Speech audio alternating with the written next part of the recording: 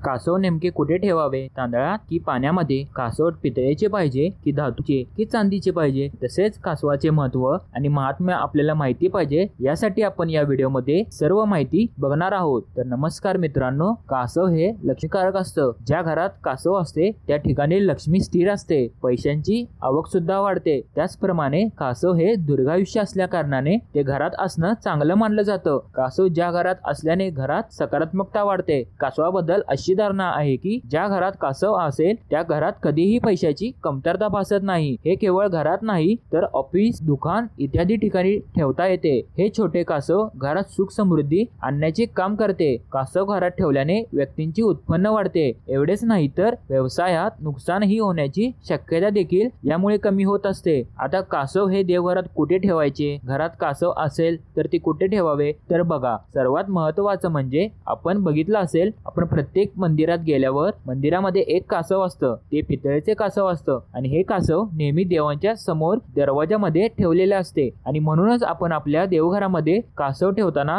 ते देवांच्या समोरच ठेवायचं आहे। ज्याप्रमाणे आपण देवघरामध्ये देव ठेवतो त्या पद्धतीने देवांबरोबर कासव कधीही ठेवू नये, कारण देवांचा दर्जा हा देवांनाच दिला गेला पाहिजे। म्हणूनच कासव हे नेहमी देवांच्या समोर ठेवायचं आहे। कासव ठेवताना कासवाचे तोंड हे नेहमी देवांकडे करून ठेवायचे आहे। म्हणजे बघा, कासवाचे तोंड हे आपण पूर्व दिशेला किंवा पश्चिम दिशेला करून ठेवायचा आहे। देवघरांमध्ये आपण जिथे देव ठेवले आहेत त्या देवांकडे कासव तोंड करून येईल, या पद्धतीने कासव आपल्याला देवघरांमध्ये ठेवायचे आहे। मुख्यतः पहा, कासव हे दोन प्रकारचे असतात। काही कासवांच्या खाली आकडे दिलेले असतात आणि काही कासवांच्या खाली आकडे दिलेले नसतात। जर का तुमच्याकडे कासव आकड्यांचा असेल आणि कासवांच्या खाली आकडे असतील तर ते कासव तुम्ही नेहमी तांदळामध्येच ठेवायचे आहे। डिश मध्ये थोडेसे तांदूळ घ्या आणि त्यामध्ये कासव ठेवा। आणि जर का तुमच्याकडे कासव असेल आणि त्याच्या खाली आकडे लिहिलेले नसतील तर ते कासव तुम्ही पाण्यात ठेवायचे आहे। डिश मध्ये पाणी ठेवायचं आहे आणि त्या पाण्यामध्ये तुम्हाला ते कासव ठेवायचे आहे। आणि तुम्ही रोजची देवपूजा करताना या डिश मधलं पाणी तुम्हाला दररोज बदलायचं आहे। सर्वात महत्त्वाचे म्हणजे कासवाचा आकार देवघरातील देवांच्या मूर्तीपेक्षा लहान असावा,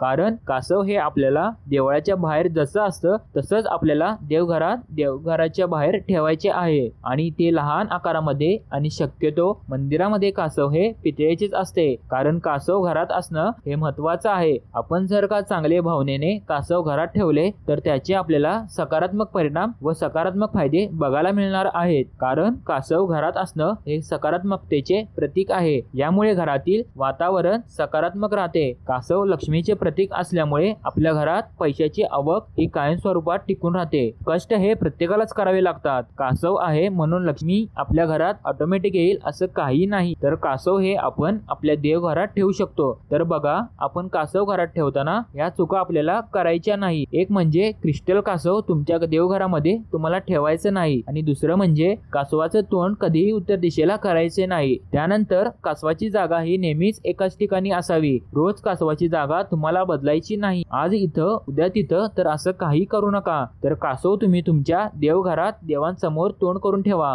परंतु त्याची जागा ही एकाच ठिकाणी ठेवा, नाहीतर मग काय होतं, त्याप्रमाणे आपली लक्ष्मी देखील ही सारखी जागा बदलत असते, ती स्थिर कधीही राहत नाही। त्यामुळे कासवाची जागा एकाच ठिकाणी तुम्हाला स्थिर ठेवायची आहे। तरी या छोट्या छोट्या चुका आहेत, या चुका आपल्याला करायच्या नाहीत। आणि आजचा व्हिडिओ तुम्हाला आवडला असेल व माहितीपूर्ण वाटला असेल तर व्हिडिओला लाईक आणि पेजला फॉलो नक्की करा। धन्यवाद।